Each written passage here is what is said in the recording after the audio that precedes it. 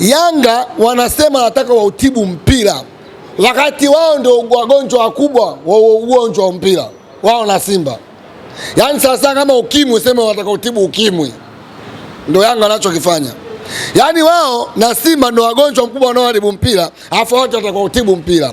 Kwa akili yako, kwa maana hiyo unakiri kwamba Simba walikosea tarehe 8? Narudia, mimi sifichi, wanaoharibu mpira wa Tanzania Simba na Yanga. Hao ndio wagonjwa wa mpira.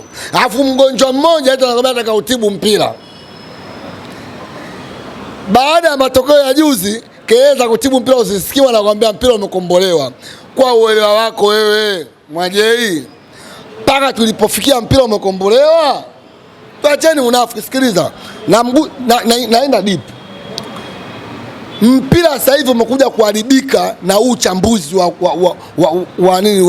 wa uchawa.